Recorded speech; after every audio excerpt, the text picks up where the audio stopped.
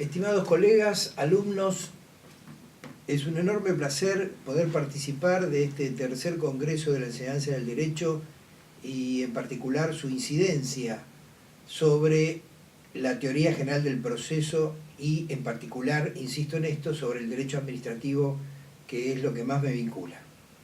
Me resulta muy grato poder estar aquí presente, aunque sea en este momento vía este sistema de video. Atento que no estoy en Argentina, estoy en este momento en Italia, en un debate de profesores de Derecho Administrativo argentino-italiano en la Universidad de Lecce, pero agradezco al doctor Caputo Tártara y a todos los organizadores de poder participar y compartir con tan distinguidos colegas esta oportunidad.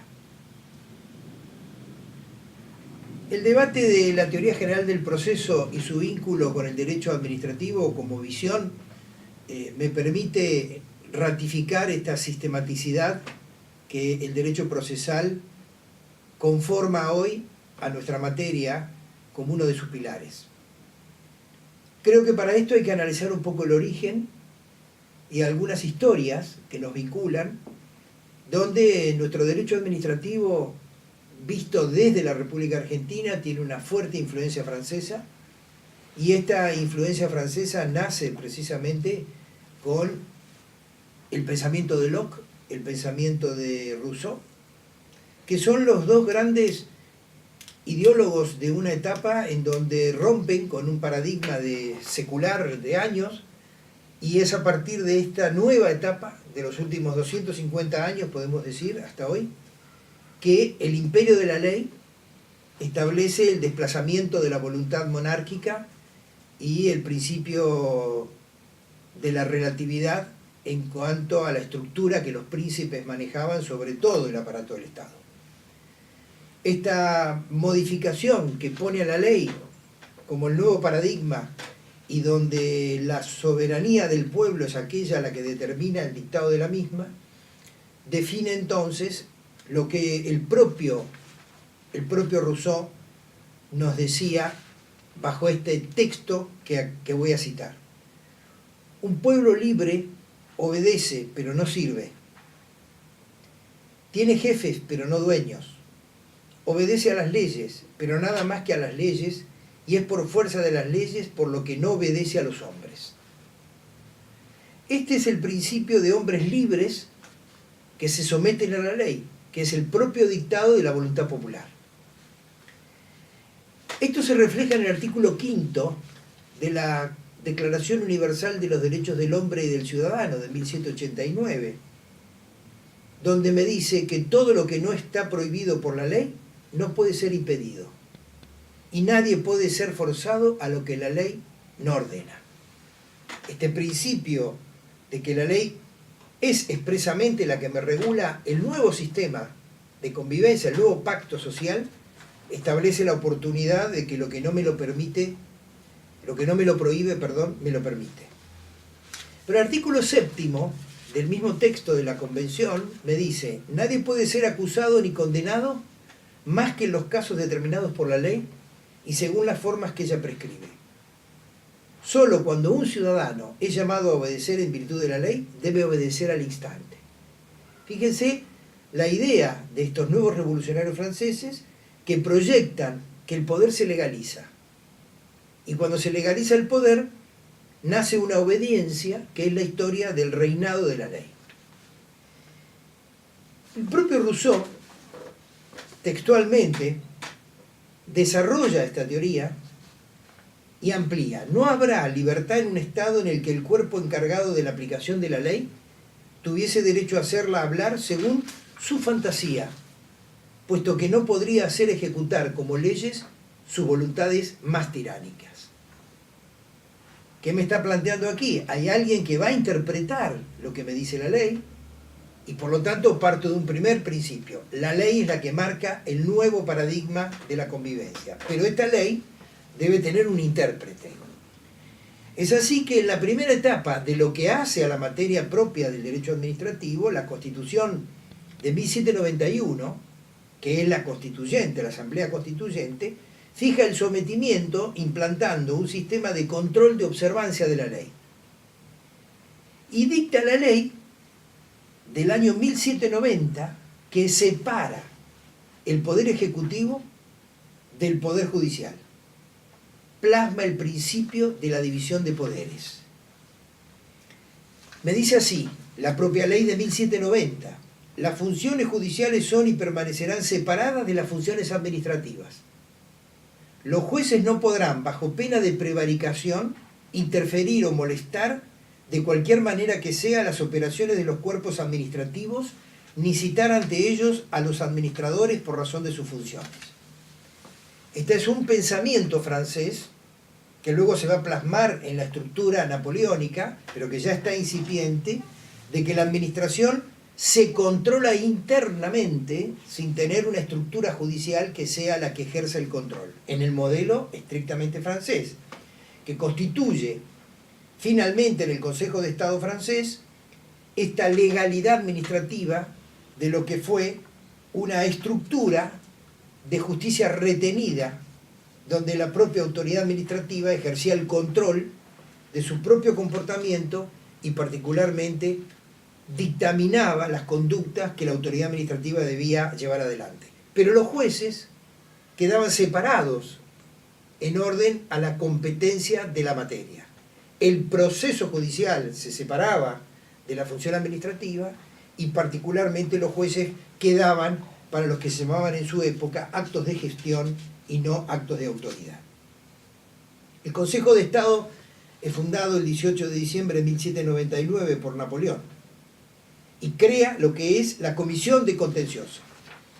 En esa Comisión de Contencioso, el Consejo, como cuarto poder separado del Poder Judicial, construye la idea de que puedo tener un debate jurisdiccional no judicial, por lo que el control de las decisiones de los actos de autoridad que el nuevo régimen de la Revolución Francesa instaura para que el poder administrador lleve adelante el cumplimiento de la ley como mandato de sometimiento popular, define ahí que sea una justicia retenida para separarla de la justicia del proceso ordinario de los actos de gestión, compra-venta de inmuebles nacionales, suministros de ejército, problemas de portazgos, etc., que no estaban reservadas a la competencia del Consejo de Estado francés.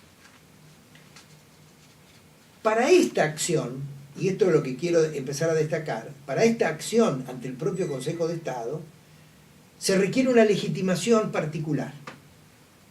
Esa legitimación particular es un requisito de seriedad, como define el Consejo de Estado, tomando institutos del derecho procesal, de aquella justicia judicial separada del contencioso administrativo, para lo cual insinúa la presencia de una parte, como concepto procesal, de una legitimación seria que no implique una acción popular, un actio popularis, decían los franceses en su momento.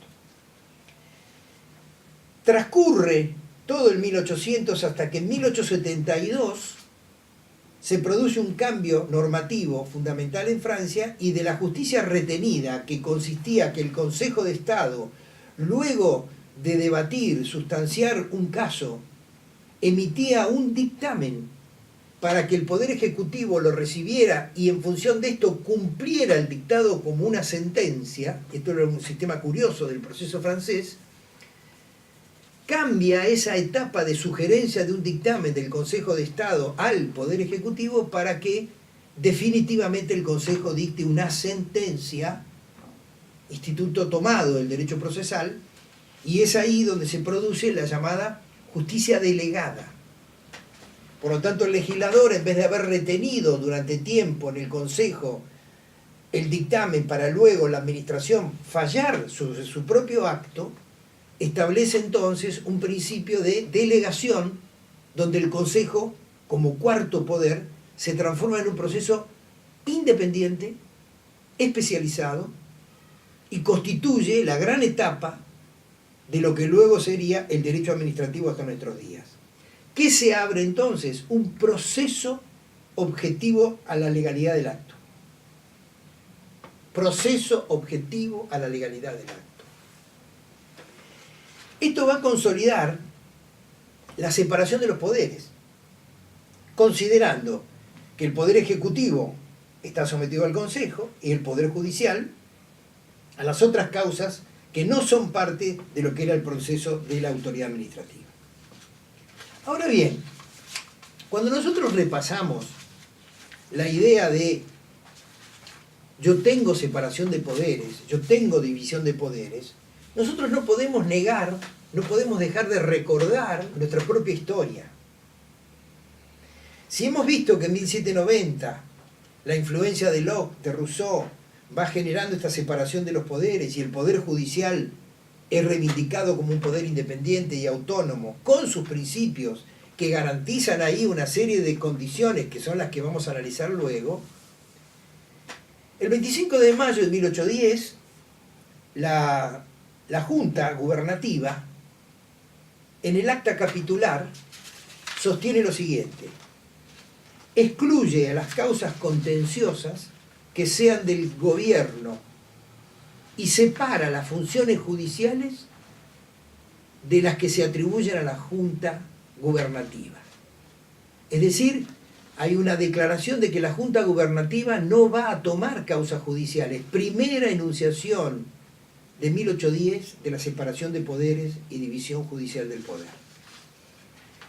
En 1811, el reglamento de la división de poderes que sanciona la Junta Conservadora expresamente dice la introducción del proyecto que la base en que creyó debía fundarlo en que la división de poderes es del legislativo, ejecutivo y judiciario.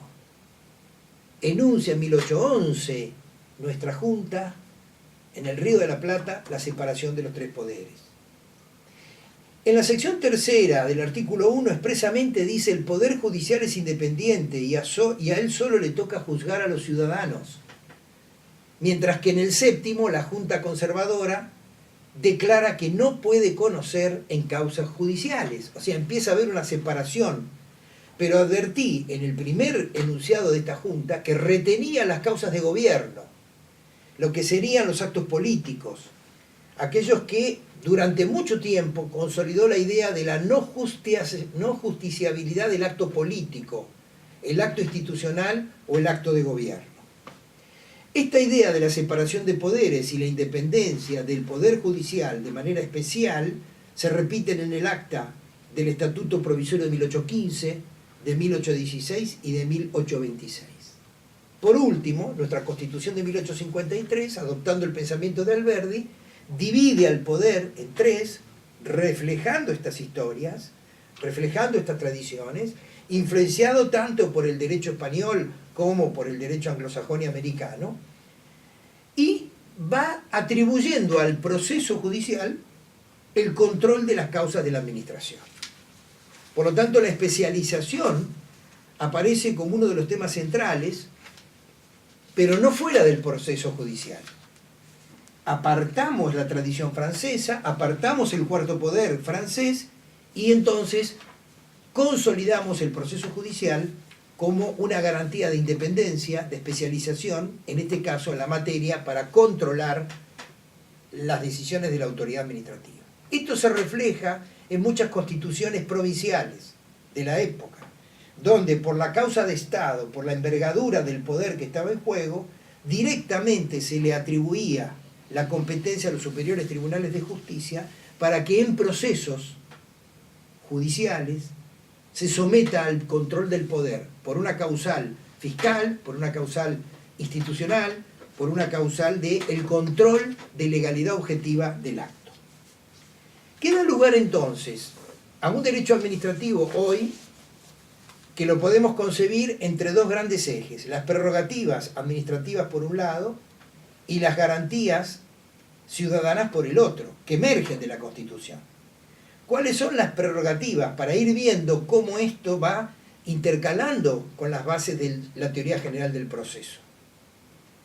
Por un lado, la autoridad administrativa me crea vínculos unilaterales de manera obligatoria, que son vinculantes y que generan en el reglamento su máxima expresión jurídica. El reglamento es un acto, pero tiene el carácter general, normativo, imperativo, sometimiento al control de la legalidad bajo un proceso de legalidad del reglamento. Segundo principio, la presunción de validez o legitimidad del acto, que es un principio iuris tantum. Yo puedo demostrar lo contrario. ¿Dónde? En un proceso. Tengo la ejecución del acto como tercer gran prerrogativa. La ejecución del acto es que se emite para actuar, no para declarar solamente. ¿Puedo detener la ejecución de un acto? Lo puedo hacer bajo los principios del proceso típico judicial. Cuarto, la celebración de los contratos en su preselección, adjudicación, ejecución y extinción. La propia autoridad administrativa conserva las prerrogativas, pero el propio particular afectado puede ir al control de legalidad de las decisiones administrativas en ese íter, en ese trámite del contrato, y abre un proceso judicial. Por último, tengo la prerrogativa procedimental o procesal, en donde las características de la caducidad en una acción que establece plazos y establece requisitos para poder demandar al Estado, tienen un apartamiento de las condiciones básicas del derecho de fondo, como puede ser el instituto de la prescripción. Esta es una prerrogativa, porque operada una caducidad, de pleno derecho extingue la acción y el derecho. Cuando yo puedo en un proceso, eventualmente por una prescripción, renunciar a oponerla y reivindicar o recuperar la acción y proseguirla. Ahora bien, ¿qué pasa por el lado de las garantías? Y esto es lo que interesa también a los fines del proceso. El ciudadano tiene garantías que son sustantivas y otras que son adjetivas. En las sustantivas podemos encontrar la igualdad ante la ley, el principio de la legalidad, la razonabilidad, la legitimidad, la propiedad, en sus diversas manifestaciones. Pero las adjetivas, que son aquellas en donde el derecho verdaderamente vive, y no es solo la consolidación del enunciado, encuentro en los principios constitucionales los procedimientos administrativos y los recursos administrativos, que son precisamente emanados de los grandes pensamientos como Podetti, que me decía la importancia del recurso como una de las grandes manifestaciones genéricas para el control, porque estamos en un debate de control. El debido proceso adjetivo, este es un instituto muy propio del derecho administrativo, pero el debido proceso es un instituto básico del derecho procesal.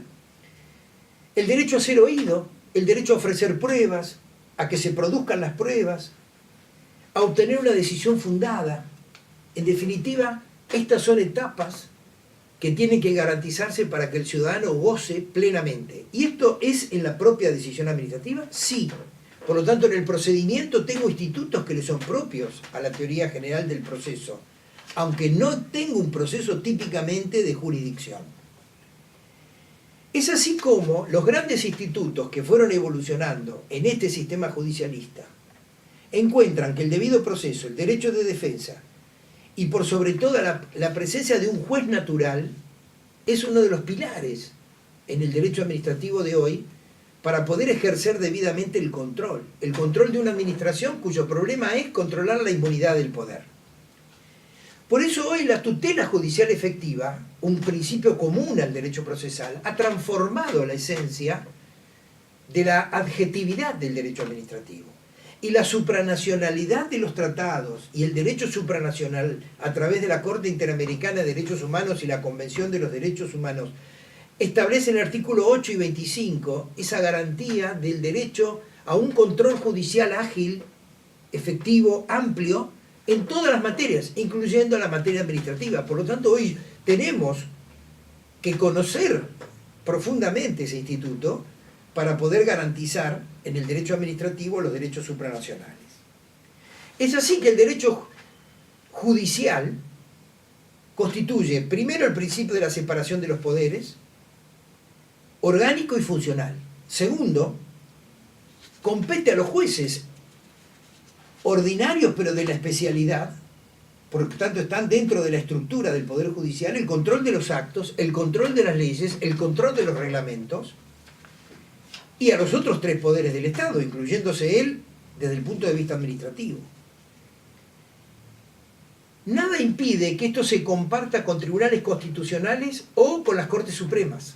Por eso hay modelos donde el Tribunal Constitucional sigue siendo el referente en la declaración de constitucionalidad o no de las leyes. Pero el control difuso en el sistema argentino me permite perfectamente controlar leyes, reglamentos, en distintas vías procesales. Se constituyen los tribunales administrativos por especialidad y para la especialidad, abriendo un concepto fundamental del derecho procesal, que es el control judicial suficiente. Caso Fernández Arias Compogio, que supera en nuestro país la idea de un contencioso revisor que solo controla la objetividad de la nulidad o no del acto, para transformarse en un órgano de contralor de razonabilidad y proporcionalidad más allá de la validez del acto sometido a proceso. Por eso, el principio de razonabilidad y de proporcionalidad es un principio constitucional vital para el derecho administrativo y para el derecho procesal administrativo.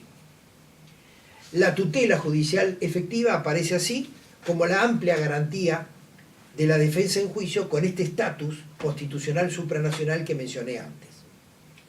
Esto indica entonces que bajo estos simples elementos, estas insinuaciones, la enseñanza del derecho no puede omitir a la teoría general del proceso para poder entender el derecho administrativo en sus bases, en sus fuentes, y por sobre todas las cosas, en lo que es el proceso contencioso administrativo argentino que recala, está retenido en el Poder Judicial, pero tiene estas fuentes del derecho administrativo comparado, del derecho administrativo francés, adaptado, por supuesto, a la idiosincrasia de un Estado federal, representativo, republicano, y que a partir de esto consolidará la posibilidad de que nosotros formemos verdaderos alumnos, verdaderos abogados y abogadas que consoliden el Estado de Derecho social y democrático en nuestra República. Les agradezco mucho la paciencia y les mando un caluroso abrazo.